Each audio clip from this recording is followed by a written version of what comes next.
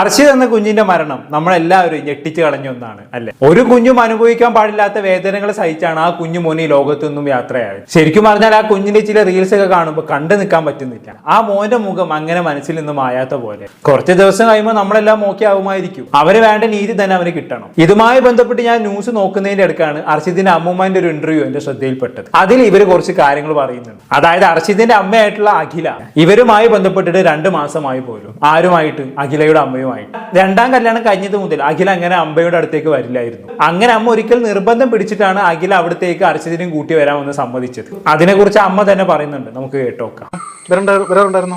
ഇപ്പൊ ഈ ഇടക്കാലത്ത്, അതായത് ഏപ്രിൽ 11 ശേഷം ഇങ്ങോട്ട് വരാറില്ല, ഫോൺ വിളിക്കാറില്ല, ഒരു കാര്യങ്ങൾ ഞങ്ങൾക്ക് അറിയാറുമില്ല. ഒന്നും അറിയത്തില്ല. ഈ കൊച്ചിനെ ഇവിടെ കൊണ്ടുവന്നിട്ടുണ്ടായിരുന്നോ? കൊച്ചിനെ ഇല്ല, ഈ ഏപ്രിൽ 11 ശേഷം ഈ വീട്ടിലേ വന്നിട്ടില്ല. കുഞ്ഞുമായിട്ട് ഞങ്ങളായിട്ടൊരു ബന്ധമില്ല. കാരണം എന്ന് വെച്ച് കഴിഞ്ഞാൽ പിന്നെ ഇവൻ്റെ കൂടെ ഇവള് ഇറങ്ങിപ്പോയതിന് ശേഷം ഏകദേശം 1 മാസത്തോളം ഇവള് കുഞ്ഞിൻ്റെ കാര്യമൊന്നും അന്വേഷിക്കില്ല. ആദ്യം എന്നെ കൊണ്ടൊന്നും കാണിക്കില്ലായിരുന്നു. അങ്ങനെ ഞാൻ വിളിച്ച് അവളെ വഴക്ക് പറഞ്ഞു, എന്നെ വല്ലപ്പോഴും ജസ്റ്റ് ഒന്ന് കൊണ്ട് കാണിച്ചുകൂടെ നേട്ട്. അപ്പോൾ പറഞ്ഞു ആ കാണിക്കാം എന്ന് പറഞ്ഞിട്ട് 2 ദിവസം കഴിഞ്ഞപ്പോഴത്തേക്ക് അവള് ഫോൺ വിളിച്ചിട്ട് നിങ്ങളോട് ഉണ്ടോന്നിട്ട്. അപ്പോൾ ഞാൻ സുഖമില്ലാണ്ട് കിടക്കുകയായിരുന്നു. അപ്പം വിളിച്ചിട്ട് വീട്ടിൽ ഉണ്ടെന്ന് പറഞ്ഞപ്പോഴത്തേക്ക് അവളും അവനും കൂടി വന്നു. അവർ റോഡിൽ നിൽക്കുകയും കുഞ്ഞിനെയും കൊണ്ട് അവൾ ബാഗിൽ സാധനമായിട്ട് ഇവിടെ വന്നിട്ട് കൊച്ചിനെ ഇവിടെ ആക്കിയിട്ട് പോയി. പിന്നെ ഒരു മാസത്തോളം അവൾ ഇങ്ങോട്ട് വന്നിട്ടില്ല. അപ്പോൾ ആ സമയങ്ങളെല്ലാം ഈ 10-72 വയസ്സായ അമ്മയാണ് നോക്കുന്നത്. കാരണം ഞാനൊരു കമ്പനിയിൽ ജോലിക്ക് പോവുകയാണ്. കാരണം എനിക്ക് 14,000 രൂപ ഒരു മാസം എനിക്ക് ലോൺ അടയ്ക്കണം. എൻ്റെ ഹസ്ബൻഡ് മരണപ്പെട്ടു. അപ്പോൾ എനിക്ക് മറ്റൊരു വരുമാന മാർഗ്ഗമില്ല. അപ്പോൾ പിന്നെ ഇവർ എന്തോ അങ്ങനെ കുഞ്ഞിനെ ഇവിടെ കൊണ്ടാക്കിയിട്ട് നോക്കാണ്ടിരുന്നപ്പോഴത്തേക്ക് അമ്മയാണ് നോക്കുന്നത്. അപ്പോൾ അമ്മ നോക്കി 10-72 വയസ്സായെങ്കിൽ അവർക്ക് ഈ ശ്വാസം മുട്ടലൊക്കെ ഉള്ളത് കൊണ്ട് അതിൻ്റെതായ ഒരു ബുദ്ധിമുട്ടുണ്ട്. അപ്പം ഞാൻ രാവിലെ ഈ കമ്പനിയിൽ ജോലിക്ക് രാവിലെ 6:30 ഇവിടെ നിന്ന് ഇറങ്ങി അങ്ങ് പോവും. വൈകുന്നേരം 8:30 മണിക്കാണ് ഞാൻ തിരിച്ച് വരണത്. അപ്പം ഞാൻ വരുമ്പോഴത്തേക്ക് തന്നെ എൻ്റെ പൊന്നുമ്പോ ഞാൻ അവിടെ വന്ന് ഇങ്ങനെ ലൈറ്റ് അടിച്ചിറങ്ങുമ്പോൾ തന്നെ ഇവിടെ നിന്ന് ഇങ്ങനെ 2 കൈ എടുത്തിട്ട് ഇങ്ങനെ അടിച്ചിട്ട് അമ്മാമ്മ കേക്കാ എന്ന് വെച്ചാൽ അമ്മാമ്മ കേക്ക് തരുമെന്ന് പറയും. ഞാൻ വരുമ്പോഴത്തേക്ക് കസേരയിൽ അമ്മാമ്മ ഇങ്ങനെ ഞാൻ അവിടെ ഇരുന്ന് എൻ്റെ ബാഗിൽ ഇരിക്കുന്ന ഈ സ്നാക്സ് എടുത്ത് കൊടുക്കുമ്പോഴത്തേക്ക് അത് പൊതിയോടെ എടുത്തുകൊണ്ട് വന്ന് അമ്മയുടെ കൈവശം കൊടുത്ത് അമ്മ കൊടുക്കുന്നതാണ് അവൻ കഴിക്കുന്നത്. പിന്നെ ആ കുഞ്ഞ് എത്ര സന്തോഷത്തോടെയാണ് അമ്മമ്മയുടെ കൂടെ നിന്നിരുന്നത് അല്ലെ. എന്തായാലും അങ്ങനെ അഖിൽ അർഷിദിനെ അമ്മമ്മയുടെ അടുത്തേക്ക് ആക്കിയിട്ട് പോയി. പിന്നെ 1 മാസം കഴിഞ്ഞിട്ടും ഒരു വിവരവുമില്ല. അങ്ങനെയാണ് ഈ അമ്മാമ്മ പോലീസ് സ്റ്റേഷനിൽ കേസ് കൊടുത്ത് അഖില തന്നെ കുഞ്ഞിനെ നോക്കണമെന്ന് ആവശ്യപ്പെട്ടത്. കാരണം അഖിലയുടെ അമ്മ ഒരു സൂപ്പർ മാർക്കറ്റിൽ എങ്ങാനും ജോലിക്ക് പോകുന്നുണ്ട്. അങ്ങനെ ജോലിക്ക് പോയി കഴിഞ്ഞാണെങ്കിൽ അവിടെ കുഞ്ഞിനെ നോക്കാൻ ആരുമില്ല. ആകെ ഉള്ളത് അവിടെ അമ്മാമ്മയുടെ അമ്മയാണ്. അവർക്ക് അവരുടേതായ ശാരീരിക ബുദ്ധിമുട്ടുകൾ ഉണ്ടായതുകൊണ്ട് തന്നെ കുഞ്ഞിനെ നോക്കാൻ പ്രായോഗിക ബുദ്ധിമുട്ടുകൾ ഉണ്ടായിരുന്നു. അങ്ങനെ പോലീസ് പറഞ്ഞതിന് ശേഷമാണ് അഖില വീട്ടിലേക്ക് കുഞ്ഞിനെ തിരിച്ചു കൊണ്ടുപോയത്. ഇങ്ങനെയൊക്കെ ആകുമെന്ന് അറിഞ്ഞിരുന്നെങ്കിൽ ആ അമ്മ ഒരിക്കലും ആ കുഞ്ഞിനെ വിട്ടുകൊടുക്കുമായിരുന്നില്ല. ഇപ്പൊ ആലോചിക്കുമ്പോൾ അഖിലയുടെ അമ്മക്ക് തന്നെ ആ കുട്ടിയെ നോക്കിയാൽ മതിയായിരുന്നു എന്ന് ചിന്തിച്ചു പോവാണ്. എന്തായാലും അഖിലയുടെ അമ്മ പോലീസിൽ കേസ് കൊടുത്തതോടെയാണ് അഖില കുഞ്ഞിനെ നോക്കാൻ റെഡി ആയത്. ഇതുമായി ബന്ധപ്പെട്ട് നമ്മൾ മുമ്പ് ഒരു വീഡിയോ ചെയ്തപ്പോൾ സംസാരിച്ചതാണ്. അതുകൊണ്ട് തന്നെ വീണ്ടും ഇതവിടെ ആവർത്തിക്കുന്നില്ല. എന്തായാലും അന്ന് അഖില കുഞ്ഞിനെയും എടുത്തു കൊണ്ടുപോയതാണ്. പിന്നെ കേൾക്കുന്ന എന്താണ്? ആ കുഞ്ഞ് മരിച്ചു എന്നുള്ള വാർത്തയാണ്. എന്തായാലും അതവിടെ കേട്ടെ. ഇനി അഖിലയുടെ ആദ്യ ഭർത്താവിനെ കുറിച്ച് ഈ അഖിലയുടെ അമ്മ ചില കാര്യങ്ങൾ പറയുന്നുണ്ട്. അതായത് അഖിലയുടെ ആദ്യ ഭർത്താവായിട്ടുള്ള അഖിലും അത്ര നല്ലവനായിരുന്നില്ല എന്നാണ് ഈ അമ്മാമ്മ പറയുന്നത്. കാപ്പ കേസ് അടക്കം അവന്റെ പേരിലുണ്ട്. നമുക്ക് എന്തായാലും അമ്മാമ്മ ഇതിനെ കുറിച്ച് പറയുന്നത് കേട്ടോക്കാം. നന്നായിട്ടല്ലേ മറ്റേ അഖിലോട്ട് ജീവിച്ചിട്ടുണ്ടിരുന്നത്? അവൻ ജീവിച്ചുകൊണ്ടിരുന്നത് നല്ലോണം ആയിരിക്കാം. സന്തോഷമുള്ള ജീവിതമല്ലായിരുന്നോ? അത് രജിസ്റ്റർ മാരേജ് ആണ്. സന്തോഷം ഉണ്ടോന്നിട്ട് അവളോട് തന്നെ ചോദിക്കണം. പക്ഷെ ഞങ്ങൾ പുറത്തുനിന്ന് നോക്കുമ്പോൾ ശരിക്കും അല്ല. അവൻ പിന്നെ മദ്യപാനവും പിന്നെ എന്തോ കാപ്പ ലിസ്റ്റിലൊക്കെ ഉൾപ്പെട്ടിട്ടുള്ള ഒരു പയ്യനായിരുന്നു. പക്ഷെ എന്നിരുന്നാലും അവൾ പ്രഗ്നന്റ് ആയപ്പോൾ അവളെ നല്ല രീതിയിൽ നോക്കുന്നു എന്നാണ് നമുക്ക് അറിവ് കിട്ടി. അവള് പറയുന്നത് നമുക്കറിയാം. മരുമോൻ. അപ്പോൾ പിന്നെ എന്നാലും അവൻ നല്ലതാണെന്ന് ഞങ്ങൾ പറയുന്നില്ല. കാരണം മറ്റു പല വിഷയങ്ങളുണ്ട്. മദ്യപാനവും ലഹരിയൊക്കെ ഉപയോഗിക്കുമ്പോൾ എത്രത്തോളം നല്ലതായിരിക്കും നമുക്കറിയാം. അത് നമുക്കറിയില്ല. അപ്പോൾ പിന്നെ ഡി അഡീഷൻ സെന്ററിലൊക്കെ അവൻ പോയി കിടന്നിട്ടുണ്ട്. കൊണ്ട് എവളാണ് പോയി കൂട്ടിരിക്കുകയൊക്കെ ചെയ്യുന്നത് തന്നെ. അപ്പോൾ പിന്നെ ഇവര് പിന്നെന്തോ അപ്പൊ ഇവിടെ അഖിലയുടെ ആദ്യ ഭർത്താവായിട്ടുള്ള അഖിൽ കടുത്ത മദ്യപാനിയാണ്, ഡി അഡിക്ഷൻ സെന്ററിൽ വരെ കിടന്നിട്ടുണ്ട് എന്നൊക്കെയാണ് ഇവിടെ അഖിലയുടെ അമ്മ പറയുന്നത് അല്ലെ. സ്വഭാവം എങ്ങനെയാണെന്നൊന്നും നമുക്ക് അറിയില്ല. അല്ല അഖില എങ്ങനത്തെ ആൾക്കാർ തെരഞ്ഞു പിടിച്ച് കല്യാണം കഴിക്കുന്നതാണോ അല്ല അറിയാത്തോണ്ട് ചോദിക്കുകയാണ്. ആദ്യത്തേതൊരു മദ്യപാനിനെ കല്യാണം കഴിച്ചു. ഇപ്പൊ അത് ആ വ്യക്തിനെ പറഞ്ഞ ശേഷം ഒരു സൈക്കോനെ വീണ്ടും കല്യാണം കഴിച്ചിരിക്കുന്നു. ഇവൾക്ക് എന്താ വട്ടാണോ? എന്തായാലും അഖിലയുടെ ആദ്യത്തെ ഭർത്താവായിട്ടുള്ള അഖിൽ ജീവൻ ഒടുക്കിയതാണെന്നാണ് കേട്ടത്. അതിനുള്ള കാരണമൊന്നും വ്യക്തമല്ല. എന്തായാലും അതിനെക്കുറിച്ചുള്ള കൂടുതൽ വിവരങ്ങൾ എന്തായാലും വരും ദിവസങ്ങളിൽ പുറത്തു വരുമെന്നുള്ളത് ഉറപ്പാണ്. നമുക്ക് അന്നേരം അതിനെക്കുറിച്ച് ഡീറ്റെയിൽ ആയി ചർച്ച ചെയ്യാം. ഇനി നമുക്ക് ബാക്ക് ടു അഖില അസ്കർ ബന്ധത്തിലേക്ക് തന്നെ തിരിച്ചു വരാം. ഇവർ രണ്ടാളും പണ്ട് തൊട്ടേ അറിയുന്നവരാണ്. അഖില ഡാൻസ് ഒക്കെ കളിക്കാൻ പോകുന്ന ഒരു പെൺകുട്ടിയായിരുന്നു. അങ്ങനെ അഖിലയുടെ ഡാൻസ് ഗ്രൂപ്പിലെ ടെമ്പോ ഡ്രൈവർ ആയിരുന്നു ഈ പറയുന്ന അസ്കർ. അങ്ങനെ തുടങ്ങിയ ബന്ധമാണ് ഇവരുടേത്. അസ്കറിനെ കണ്ടാലേ ഒരു പകൽമാന്യനാണ്. പുറത്തെല്ലാവരോടും നല്ല പെരുമാറ്റം, എന്നാൽ ഉള്ളിൽ വിഷവും. ഇവൻ ആൾക്കാരുടെ മുന്നിലൊന്നും മാന്യത വിട്ട് പെരുമാറത്തേ ഇല്ല. ഇങ്ങനെയുള്ളവന്മാരാണ് ഏറ്റവും ഡേഞ്ചർ. കാരണം നമ്മൾ അവരെ സംശയിക്കൂലല്ലോ. ഇവിടെ അസ്കറും അഖിലും തമ്മിൽ വിവാഹം കഴിഞ്ഞതിന് ശേഷം ആൾക്കാരുടെ മുന്നിൽ അസ്കറിന് അർഷിദിനോട് ഭയങ്കര സ്നേഹമായിരുന്നു. എന്നിട്ടും അപ്പുറത്ത് വന്നിട്ട് നല്ല അടി. അതിനെ കുറിച്ച് അഖിലയുടെ അമ്മ പറയുന്നുണ്ട്. ബാക്കി കേട്ടോക്കാം. ഈ അഷ്കറിന്റെ കൂടെ സന്തോഷമുള്ള ജീവിതമാണെന്ന് അറിയാമായിരുന്നു. അഷ്കർ എങ്ങനെ പരിചയപ്പെടുന്ന ഇവള് ആദ്യമേ ഇവള് ഡാൻസ് ക്ലാസ്സിൽ ഒരു 13 വയസ്സുള്ളപ്പോഴേ പോകുന്നതാണ്. അപ്പോഴേ ഇവൻ അവിടെ ടെമ്പോ ഡ്രൈവർ ആണ്. പ്രോഗ്രാമിനൊക്കെ കൊണ്ടുപോകുന്നത് അവനാണ്, എവിടെ നിന്ന് ആ ഡാൻസ് ക്ലാസ്സിൽ നിന്നൊക്കെ. പിന്നെ അപ്പോഴൊന്നും വേറെ അലിഗേഷനൊന്നും തോന്നിയില്ല. കാരണം അവന്റെ സംസാരം കേട്ട് കഴിഞ്ഞാൽ എഡ്യൂക്കേറ്റഡ് ആയിട്ടുള്ള വ്യക്തികൾ സംസാരിക്കുന്നത്. കാരണം ഒരു മാന്യനായിട്ടുള്ള ഒരു സംസാരം, നല്ല ഇതാ, ആര് കണ്ടിരുന്നാലും നമ്മളെ പോലെ ഒരു രൂപം, ആ സംസാര രീതി എല്ലാം അതായിരുന്നു. പക്ഷെ ഞാനും പ്രതീക്ഷിച്ചിരുന്നില്ല, ശരിക്കും ഉൾക്കൊണ്ടില്ലെങ്കിലും അതുപോലെ ആണ് എന്ന് വിചാരിച്ചു. കാരണം ഇവിടങ്ങളിലുള്ള കുറച്ച് പേർക്കറിയാം അവൻ എപ്പോഴും ഈ കൊച്ചിനെ എടുത്ത് ഒക്കത്തെടുത്തിരുത്തി നല്ല രീതിയിൽ കൊണ്ടുപോകും. സ്വന്തം അച്ഛനെ മകനെ കൊണ്ടുപോകുന്നത് പോലെ കൊണ്ടുപോകുമായിരുന്നു. ശബരിമലയിൽ കൊണ്ടുപോയത് ഇവന്റെ നിർബന്ധ പ്രകാരമാണ് കുഞ്ഞിനെ ശബരിമലയിൽ കൊണ്ടുപോയത്. പക്ഷെ അറിയുന്നില്ല. അപ്പൊ അത് കഴിഞ്ഞിട്ട് ഇവര് ഇവിടുന്ന് ഏകദേശം ഒരു മാസത്തോളം നന്ദിയോട് പോയി താമസിച്ചിട്ട്, അപ്പൊ അവൾ എന്നെ വിളിക്കുമ്പോൾ പറയുമായിരുന്നു, അമ്മ അപ്പി രാത്രിയിൽ അമ്മ ഭയങ്കര കരച്ചിലാണ്, അപ്പോൾ അത് എന്താണെന്ന് അറിയില്ല എന്ന് പറഞ്ഞു. അപ്പോൾ ഈ മരിച്ചുപോയ അഖിലിന്റെ ശല്യം വന്നിട്ടായിരിക്കാം കൊച്ചു സ്വപ്നം കണ്ട് ഉണരണമെന്ന് പറഞ്ഞപ്പോൾ ഞാൻ ഇനി അങ്ങനെ ഒന്നും പറയരുത്, അതൊക്കെ മോശമാണ്. പിന്നെ ആ കൊച്ചു കരിയുന്നത് മരിച്ചുപോയ അഖിൽ എന്ന് പറയുന്ന അച്ഛൻ കാരണമൊന്നുമല്ല. അഖില പണിക്ക് പോയി കഴിഞ്ഞാണെങ്കിൽ ഈ തെണ്ടി അസ്കർ അന്നേ കുഞ്ഞിനെ ഉപദ്രവിക്കുന്നുണ്ടാവും. അതുകൊണ്ടാവും ആ കുഞ്ഞ് കരഞ്ഞത്. അഖില പണിക്ക് പോകുമ്പോൾ അസ്കർ ആണല്ലോ വീട്ടിലുണ്ടാവുക. അവന് കുഞ്ഞിന്റെ കരച്ചിൽ നല്ലോണം ശല്യമായി തോന്നിക്കാണും. അങ്ങനെ അവൻ കുഞ്ഞിനെ ഡെയിലി ഉപദ്രവിച്ചു തുടങ്ങി കാണും. ഇവന്റെ ഉപദ്രവം പിന്നെ നമ്മൾ പറയണ്ടല്ലോ. ആദ്യ ഭാര്യയുടെ അവസ്ഥ നമ്മൾ കണ്ടതല്ലേ. ഇവന്റെ ഉപദ്രവം കാരണം അവിടെ നിന്ന് സംസാരിക്കാൻ പോലും പറ്റാതെ വീൽ ചെയറിലാണുള്ളത്. തീർന്നില്ല, അമ്മ ബാക്കിയും കൂടി ഇതിനെ കുറിച്ച് പറയുന്നുണ്ട്. ബാക്കി കേട്ടോക്ക. മനസ്സിൽ വേറെ ഒന്നും വരുന്നില്ല. കാരണം ഇവൻ ഇവിടെ ഉണ്ടായിരിക്കുമ്പോൾ എന്ത് ഫുഡ് കൊടുത്തിരുന്നാലും, അതായത് ഇവനെന്ന് പറയുമ്പോൾ അഷ്കർ ഇവിടെ ഉണ്ടായിരിക്കുമ്പോൾ അവൻ എന്ത് ഫുഡ് കൊടുത്താലും ആദ്യം കുഞ്ഞിന് നൽകി വയറ് വീർപ്പിച്ചതിന് കാണിക്കുന്നത്. പിന്നീട് സ്നേഹം കഴിക്കുകയാണ് ചെയ്യുന്നത്. പക്ഷേ ചില സമയം ഒരു 3-4 ദിവസം കഴിഞ്ഞപ്പോൾ കുട്ടി ഇവനെ കാണുമ്പോൾ കരയാൻ തുടങ്ങി.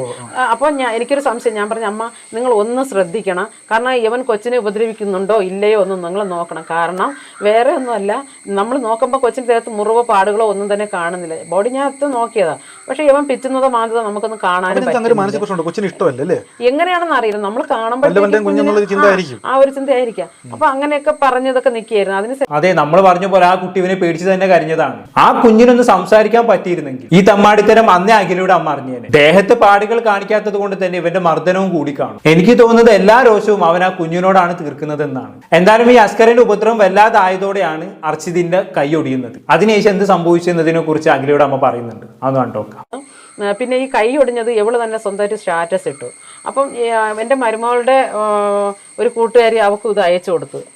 അതായത് ഈ അഖില സംസാരിക്കുന്ന വോയിസ് ക്ലിപ്പും ആ ഫോട്ടോസും കൂടെ അയച്ചു കൊടുക്കും. അപ്പോൾ ഇവള് എന്നെ വിളിച്ചിട്ട് അമ്മ ഇങ്ങനെ നോക്കുന്നു ഞാൻ കണ്ടപ്പോൾ ഞാൻ ഇത് ആയി. കാരണം ഞാൻ അവിടെ നിന്ന് ബസ്സിലിങ്ങോട്ട് യാത്ര ചെയ്ത് വരുമായിരുന്നു. ഇവിടെ വന്നതിന് ശേഷം ഞാൻ വാവിട്ട് വിളിച്ചു പോയി ഇവിടെ വന്നിട്ട്. കാരണം അത്രയും നേരം സങ്കടം അടക്കി വെച്ചിരുന്നു. എൻ്റെ പൊന്നുമോൻ്റെ 2 കൈയും പ്ലാസ്റ്റർ ഇട്ട് ഇരിക്കുന്ന ഒരവസ്ഥ. കാരണം ഒരു മുള്ളു പോലും കൊള്ളാണ്ട് ഞാൻ ഈ വീട്ടിനകത്തിട്ട് നോക്കി. അത് അവന്റെ ഒരു മനുഷ്യ മൃഗം തന്നെയാണ്, എല്ലാവർക്കും അറിയാം. പക്ഷേ മകൾ എന്താ ഈ കൊച്ചിനെ ശ്രദ്ധിക്കാത്തത്? മാനസിക ടോർച്ചറിങ് ആയിരിക്കാം, എങ്ങനെയാണെന്ന്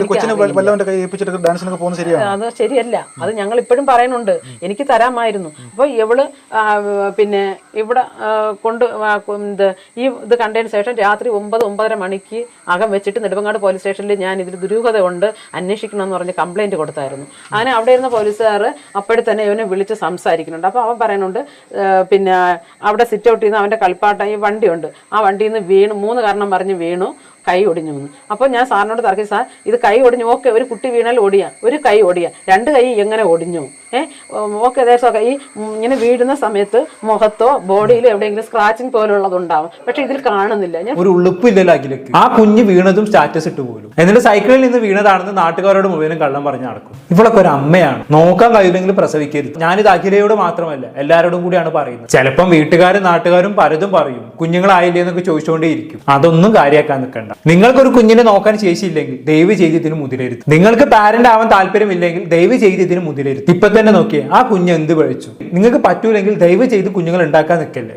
ഒരു അപേക്ഷയാണ്. ഇനി പോലീസുകാരോടാണ് എനിക്ക് പറയാനുള്ളത്, നിങ്ങൾ കിട്ടുന്ന ശമ്പളത്തിന് ഇച്ചിരിയെങ്കിലും കൂറ് കാണിച്ചിരുന്നെങ്കിൽ, കുഞ്ഞ് കൈയൊടിഞ്ഞ സമയത്ത് അഖിലയുടെ അമ്മ കേസുമായി പോലീസ് സ്റ്റേഷനിലേക്ക് വന്നപ്പോൾ നിങ്ങൾ ആ കുഞ്ഞിന്റെ കാര്യം കൃത്യമായി അന്വേഷിക്കുമായിരുന്നു. എല്ലാവരുടെയും അനാസ്ഥ കാരണം ഇപ്പൊ എന്തായി, ആ കുഞ്ഞിന്നില്ല. സൈക്കിളിൽ നിന്ന് വീണതാവാൻ ചാൻസ് ഇല്ല, വേറെ എവിടെയും വീണതിന്റെ പാടുകളില്ല എന്ന് അന്ന് അഖിലയുടെ അമ്മ നിങ്ങളോട് പറഞ്ഞതല്ലേ. അതുപോലെ ഈ ചൈൽഡ് ലൈൻ ഒക്കെ എന്തിനാണ്, അവരോടും ഈ കാര്യങ്ങളൊക്കെ അഖിലയുടെ അമ്മ പറഞ്ഞതല്ലേ. എന്നിട്ടും അവർ അത് അന്വേഷിച്ചോ? നിങ്ങളൊന്ന് അന്വേഷിച്ചിരുന്നെങ്കിൽ ആ കുഞ്ഞിനെ പിന്നീട് തൊടാൻ അസ്കർ ഭയന്നേനെ. അതുപോലെ ഈ അഖിലയുടെ അമ്മ പറയുന്നത് ഈ കുഞ്ഞിന്റെ മരണത്തിൽ അഖിലക്കും പങ്കുണ്ട് എന്നുള്ളതാണ്. നമ്മൾ അതിനെ കുറിച്ച് അമ്മ പറയുന്നത് കേട്ടോക്കാം. ഈ അഷ്കർ ഉപദ്രവിക്കുന്നൊക്കെ മകൾക്ക് അറിയാമായിരിക്കുമോ? അറിയാമായിരിക്കും.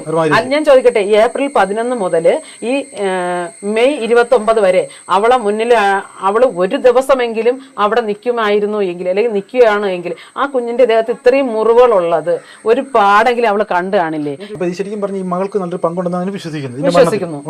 ഒരു വിധത്തിൽ സംരക്ഷിക്കാൻ നോക്കുന്നില്ല എന്ന് തന്നെയാണ് ഞാൻ പറയുന്നത്. കാരണം ഇത്രയും ഒരു ക്രിട്ടിക്കൽ സ്റ്റേജ് ആയതുകൊണ്ട്. അപ്പൊ ഇവിടെ കുഞ്ഞു കളിപ്പാട്ടം ഉണ്ട്, അവിടെ ആ ടേബിളിന്റെ അടിയിൽ 1-2 മാത്രമേ ഉള്ളൂ.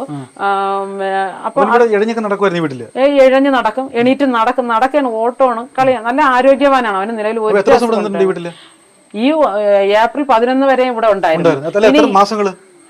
1 വയസ്സും 7 മാസം ഇവിടെ ഉണ്ടായിരുന്നു. അവന് പ്രഗ്നന്റ് ആയ 3-ാം മാസം മുതലേ അവൻ ഇവിടെ ഉണ്ട്. ആള് ഇവിടെ ഉണ്ട്. ശരിക്കും ഞാൻ മരിച്ചു പോയാലും ഇവിടെ തന്നെ ഉണ്ട്. എന്റെ കുട്ടി എന്നെ വിട്ട് പോവില്ല. ഓക്കെ, അതാണ് സത്യമാണ് ഇവിടെ അഖിലയുടെ അമ്മ പറയുന്നത്. 51 മുറികളാണ് ആ കുഞ്ഞിനുള്ളത്. അതൊന്നും ഒരിക്കൽ പോലും കണ്ടില്ലെന്ന് പറയുന്നത് വിശ്വസിക്കാൻ നമ്മളാരും പൊട്ടന്മാരല്ല. ഒന്ന് കുഞ്ഞിന്റെ മുഖം വാടിയാൽ പോലും അമ്മമാരറിയും. അതിനിവിടെ അമ്മ എന്ന് വിളിക്കാൻ കൊള്ളൂരല്ലോ. കുഞ്ഞിനെ കുളിപ്പിക്കണം എന്നൊന്നുമില്ല ബോഡിയിലെ മുറിവ് കാണാൻ. അവരൊന്ന് എടുക്കുമ്പോൾ തന്നെ അവന് കരിഞ്ഞു കാണുമല്ലോ. അപ്പൊ ഏതൊരാളാണെങ്കിലും ഒന്ന് നോക്കും, അവൻ വീണിരുന്നോ, എന്തിനാണ് കരയുന്നത് നോക്കി. ആരായാലും ബോഡി മൊത്തം ചെക്ക് ചെയ്യും. ചിലപ്പോൾ അവരും അവൾക്കും സുഖിക്കാൻ ഈ കുഞ്ഞ് വേണ്ടെന്ന് കരുതി കാണും. ശരിക്കും പറഞ്ഞാൽ ഇവിടെ പോസ്റ്റ്മോർട്ടം നടന്നത് കൊണ്ടാണ് ഇവരുടെ കള്ളി വെളിച്ചത്തായത്. ഇത് മനഃപൂർവ്വം കുഞ്ഞിനെ കൊന്നത് തന്നെയാണ്. എന്തായാലും ഇത്രയൊക്കെ സ്ഥിതിക്ക് അഖിലയുടെ അമ്മ ഇതിനോടകം അഖിലയെ തള്ളി പറഞ്ഞു കഴിഞ്ഞു കേട്ടോ. ഇങ്ങനൊരു മോളെ തനിക്ക് വേണ്ട എന്നാണ് അഖിലയുടെ അമ്മ പറയുന്നത്. ഇതും പറഞ്ഞ് അഖിലയുടെ അമ്മ വല്ലാതെ ഇമോഷണൽ ആവുന്നു. നമ്മ എന്തായാലും ഒന്ന് കണ്ടോക്കാം. എനിക്ക് ചിന്തിക്കാൻ ഒന്നുമില്ല. എനിക്കിനി മോള് വേണ്ട. എനിക്കിങ്ങനെ ഒരു മോളെ വേണ്ട. ഞാൻ മരിച്ചാ പോലും എന്റെ വീട്ടിൽ വരണ്ട, ഇനി എന്നെ കാണണ്ട, എന്റെ ബോഡി കാണണ്ട. ഞങ്ങൾ നല്ല രീതിയിൽ നോക്കിയ ഒരു കൊച്ചായിരുന്നു. എല്ലായിടത്തും അവൻ ഇങ്ങനെ പാറി പറന്നു ഓടി കിടന്ന് കളിക്കുകയാണ്. ഇതുപോലുള്ള 1-2 കളിപ്പാട്ടങ്ങൾ മാത്രമേ ഇവിടെ ഉള്ളൂ. പക്ഷെ ബാക്കി കളിപ്പാട്ടങ്ങളും അവന്റെ ഡ്രസ്സുകൾ, ഒരു ഡ്രസ്സ് പോലും ഇവിടെ ഇട്ടിട്ടില്ല. എല്ലാം എടുത്തോണ്ട് പോവുകയാണ്. തീർച്ചയായിട്ടും ഇപ്പൊ കിട്ടിയാലും ഞാൻ നോക്കാം. എന്റെ അപ്പിയുടെ ബോഡി കണ്ടപ്പോ ഞാൻ എന്റെ കുഞ്ഞിന്റെ ആ ഓമിന് മൊത്തൊരു ചുംബനം കൊടുത്തായിരുന്നു. എന്റെ അപ്പി ചിരിച്ചിട്ടില്ല. അപ്പിയുടെ കാലിന് വേണ്ടി ഞാൻ മാപ്പ് പറഞ്ഞു. ഇത്ര ദുഷ്ടക്കൂട്ടങ്ങളായിരുന്നു എങ്കിൽ എന്റെ കുഞ്ഞിനെ ഞങ്ങൾ കൊടുത്തു വിടില്ലായിരുന്നു. സത്യത്തിൽ കൊടുക്കില്ലായിരുന്നു. ഞാൻ വളർത്തിയനെ. എന്റെ അമ്മ. അതെ, ആശുപത്രി തൊട്ട് ഈ 1.5 വയസ്സ് വരെ ഞാനാണ് കുളിപ്പിക്കണത്, ഉറക്കണത്, ആഹാരം കൊടുക്കണത്. ഉറക്കണത് തൊട്ടില്ലേ, കിടക്കണത് അമ്മയുടെ അടുത്ത്, ഇവളുടെ അടുത്തും. അങ്ങനെയൊക്കെ കണ്ണൂസേന്ന് വിളിച്ച ഓ കണ്ണൂസേ ഒക്കെ വിശക്കണം, പാപ്പ വേണോ, അവന്റെ പാത്രപ്പെട്ടി അവിടെ ഇരിക്കണത് ഓടിച്ചെന്ന് അടിച്ച് കാണിച്ച് തരാം. ഉറക്കം വരണ, അവിടുന്ന് ഓടി ഇവിടെ വരും തൊട്ടിലി കിടക്കുന്ന സ്ഥലത്ത്. ഇതെല്ലാം വരുത്തി വെച്ച് ദുരന്തമല്ലേ അമ്മേ, അല്ലേ? മകള് വിചാരിച്ചായിരുന്നെങ്കിൽ കൊച്ചുമോള് വിചാരിച്ചതൊന്നും സംഭവിക്കത്തില്ലല്ലോ, അല്ലേ? എല്ലാം അവന്റെ സാധനങ്ങളല്ലേ? ഇത്രയേ ഉള്ളൂ. ഇപ്പോഴും ഈ അമ്മ അവന്റെ സാധനങ്ങളൊക്കെ സൂക്ഷിക്കുന്നുണ്ടല്ലോ. സ്വന്തം മോളായിട്ട് പോലും അഖിലയെ ഈ അമ്മ ന്യായീകരിക്കുന്നില്ല. അവളെ വേണ്ട എന്ന് തന്നെയാണ് പറയുന്നത്. അവള് ജയിലിൽ തന്നെ കിടക്കട്ടെ. എന്തായാലും ഈ അഖിലയുടെ അമ്മയുടെ മുഖത്ത് ഈ അർച്ചിത മോനെ രക്ഷിക്കാൻ പറ്റാത്തതിന്റെ എല്ലാ വിഷമവും നമുക്ക് കാണാം. ഈ അമ്മാമ്മയുടെ അമ്മയും പൊന്നു പോലെയാണ് അവനെ നോക്കിയിരുന്നത്. ഇനിയൊരു കുഞ്ഞിനും ഇതുപോലുള്ള അവസ്ഥ ഉണ്ടാവാതിരിക്കട്ടെ. അങ്ങനെ ആകണമെങ്കിൽ നമ്മുടെ നിയമം കുറച്ചുകൂടെ സ്ട്രോങ് ആവണം. ഇങ്ങനെയുള്ള തെറ്റുകൾക്ക് നല്ല കണക്കിന് ശിക്ഷ കൊടുക്കണം. തിരിച്ചടി കിട്ടില്ല എന്ന് ഉറപ്പുള്ളത് കൊണ്ടാണല്ലോ നീ ആ കുഞ്ഞിനെ ഇങ്ങനെ ഉപദ്രവിച്ചത്. മിണ്ടാ പ്രാണികളെ ഉപദ്രവിച്ച് രസിക്കുന്ന സൈക്കോ ആണ് ഈ പറയുന്ന അഷ്കറൊക്കെ. അഷ്കർ മാത്രമല്ല, അഖിലയും കണക്കാണ്. രണ്ടാളും ഒരേ വണ്ടിക്കുള്ള ആൾക്കാരാണ്. രണ്ടാൾക്കും വേണ്ടത് കിട്ടണം. ഇവിടെ ഈ കുഞ്ഞിന്റെ അമ്മാമ്മയുടെ അമ്മ പറഞ്ഞത് കേട്ടില്ലേ, ആ കുഞ്ഞിനെ ഓ എന്ന് വിളിക്കുമ്പോൾ അവൻ മൂളിക്കൊണ്ട് ഓടി വരുമായിരുന്നു പോലും. ഇനി ഇവരുടെ വിളി കേൾക്കാൻ അവനില്ല. അവരങ്ങ് വേദനകളില്ലാത്ത ലോകത്തേക്ക് പോയി. ഇനിയിപ്പോ ഒന്നും പറഞ്ഞിട്ട് കാര്യമില്ല. ഇത്രയൊക്കെ ഇനിയിപ്പം പറയാനുള്ളൂ. ഇനി കൂടുതൽ അപ്ഡേറ്റ്സ് വരികയാണെങ്കിൽ ഞാൻ നിങ്ങളെ അറിയിക്കാം. എന്താണെന്ന് കേട്ട് നിങ്ങൾക്ക് തോന്നുന്നത് താഴെ കമന്റ് ബോക്സിൽ രേഖപ്പെടുത്തുമല്ലോ. അടുത്തൊരു ടോപ്പിക്കുമായി കാണാം.